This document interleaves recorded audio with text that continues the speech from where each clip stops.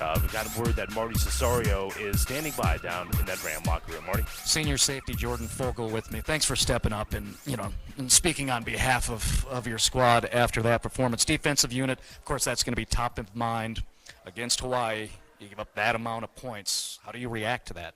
Well, first off, Hawaii played a great game. I'd say we came in a little cocky. We didn't take them as serious as we should have, I think. And it took us a minute to settle down. They have a new OC, new kind of offense. We didn't know what they were going to do. We didn't have too much film on them. It just took us way too long to settle down and, play our type of football. But all credit to Hawaii. They came out here. It's a long way to fly and come play a game at this altitude. And they just kept coming. They didn't stop, and it took us too long to figure things out and really play the way we need to play. Senior safety Jordan Fogal is not mincing words, not holding back. You're a leader. A little too cocky, right? You say a little overconfident. You have a new defensive coordinator in a whole bunch of new parts, and a lot of them are so young. How does it happen that you become overconfident as a unit? Well, it's just the energy and the confidence that we had, created throughout spring camp and summer workouts. And it's different when you're facing your own offense, for 8 months, and you come out and this is a real test. You got guys who don't like you. The guys are not going to take it easy on you, and like I said, we just went in there with a little bit too much confidence. We hadn't done nothing yet. It was all talk, and we let the outside noise get to us a bit. From your perspective, on the back end of that defense, that quarterback keeper, all day, how is that happening? Well, it's tough, especially with that offense. You got to deal with the screens, the slots, all the stuff that they were doing with us on the outside and the perimeter. And then you have a quarterback that runs. That's just an extra threat that's hard to defend because you typically don't defend the quarterback. So when you have that wrinkle in there that he can also throw, and it's just tough to defend, and they did a great job mixing it up, and it seemed they always caught us in the right coverage for them. Yeah, they just beat us. Did it matter at all that they didn't announce who their quarterback was going to be on the field through the course of the week? It didn't matter. Okay. It didn't matter at all. We pretty much knew for what we were going to get a little bit. We knew the run and shoot. We knew that they're going to pound us on the perimeter with screens and little quick throws here and there and use the quarterback, but it didn't matter who the quarterback was. In what ways was what we just saw similar to what kind of challenges you've endured the previous season in terms of the defense, what we see on the field, and what the outcome is? Well, I think it's just a great example of how hard it is to win playing football. You can never overestimate an opponent, or underestimate an opponent, excuse me. But we don't like to look back on last year. It's a new year. It's an eye-opener, definitely, and you just got to get better. It's a new week. That game's over. We got to focus on CU. Let me ask you this.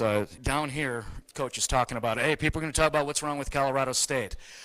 Might go, hey, 43 points on the board. But you know what? At least 4 times down here, 12 penalties seem to be the focus. Why is that? More than the yardage yielded and more than the points. You can't, especially close games like that, you can't hurt yourself. That's pretty much what we did. Like I said earlier, credit to Hawaii, but we hurt ourselves way too much. We threw out the penalties, missed assignments. But you have 12 penalties and you don't cause turnovers, you turn the ball over, it's hard to win football games, especially in this league. And those guys over there, they were motivated, and they never stopped. We were just giving them too many yards at times. Jordan Fogal with the senior free safety, as Izzy Matthews is sitting right here. As a unit defensively, with what these guys do, what kind of accountability do you feel in terms of making stops so they can make plays, because you believe in them? Right. Well, our biggest focus this year was we didn't want the offense to carry us. We wanted to, make our own identity as a defense, and we obviously didn't do too well tonight. And the offense, they're always going to put up points, they're always going to, take time off the clock if need be. But it's frustrating as a defender because you want to ease the pressure off of them. We don't want them scoring a bunch of points all the time. But it's frustrating, and we just got to get back to work. We can see it in your eyes. All right, man. Appreciate that. Senior safety, Jordan Fogal visiting with us. Let's segue immediately to senior running back Izzy Matthews. What do you believe in everything he's saying, that they're going to try to fix this thing so you don't have to carry the load as an offensive unit? Absolutely, man. I have faith in this staff. I have faith in this defense and the leaders. We kind of didn't have an idea what we were working with, and we kind of found out a little bit too late. Caught stride late as an offense, caught stride late as a defense. But I have no doubt that this coaching staff and these players are all going to get it right on tomorrow. When you say you didn't know what you were working with, what was missing that was kind of ambiguous? It's not that anything is missing. We always have all the pieces. It's just the idea that, we got guys in here that have never played before. And, you're never going to use that as an excuse, right. But there is a growing process, and, we just didn't grow fast enough tonight. But I think the way we finished as an offense, the way they finished as a defense, is really going to be a good carryover. And the next Friday, we learned a lot about who we are. We learned a lot about, where we need to fix things. And I can only see good things going from here forward. When you say you learned some things about who you are, what'd you learn? We need to be a high-tempo offense, I think we performed a lot better when we were going fast tempo, fast pace. You get people coming up here in altitude, you kind of have to take advantage of that. And we started doing that late in the game, and that's when we started getting some real drives together.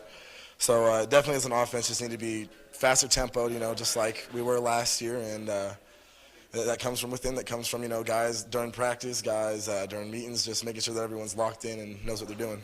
Guys, you should see Izzy's face when he starts talking about what started occurring in the third and the fourth quarters. You got a big smile on your face. It seems like you discovered something. They got real fun playing offense. What was it that was happening out there? It was a rhythm, man. There was momentum, there was excitement. Guys were just firing on all cylinders. And when you get that as a football team, it's a beautiful thing. All the negative stuff in your mind kind of goes away, and all you really have to think about is, like, we are going to do whatever it takes to win this game. And, that's a mindset you got to have in the first quarter. It's a shame we got it in the third quarter today, but now that these guys have had a taste of that feeling, now that we know what it feels like to, have that rhythm going, just want to try and replicate that in the first quarter going into next Friday. We were talking about discovery, finding out who you are, and then all of a sudden it got real fun playing offense, and a big part of that was, of course, this senior quarterback who transfers in. You never played a real football game with him. What'd you find out about KJ? The dude, he's a competitor, he's a leader. He obviously didn't do everything perfect, but the guy wants to, He's constantly out there. He wants to hear, like, hey, man, what'd you see? Like, he wants to hear advice, I'm constantly talking to him. We're talking to each other. It's great communication. He's a dude that wants to just keep learning and, just be the best quarterback he can be for us, and it's really admirable. When you talk about communication, some things and elements that you weren't expecting. Your head coach wasn't on the field, and he's also your play caller. How much impact did that have on you guys? We just get the plays from the sideline and run whatever coaches tell us. I didn't really see a difference in the game plan. If it was, I don't even know who was up there calling plays. It was Coach Letson. They've been around each other long enough to probably call the same exact thing. So, it is unfortunate not having Coach down there, but that's never going to be an excuse to lose a game. At the end of the day, it's our best 11 against their best 11. We've got CU coming up, Rocky Mountain Showdown. What are all of our expectations? And more importantly, forget the rest of us, what are your expectations of your football team going into Friday? I just want everyone to be more excited, man. It kind of came out flat. I want us to find a rhythm early on offense and defense, kind of like help each other out, ride off each other's energy. I thought we were really missing that in the first and second quarters today, and that's how you get behind on a team. And, if we come out Friday like that, especially in a rivalry game, it's something you can't do. And, this team, I have faith. I do have faith that we felt it. We understand what it feels like now. We got a lot of guys that had their first time playing today, and they're all excited. I'm excited, and just got to get back to work tomorrow.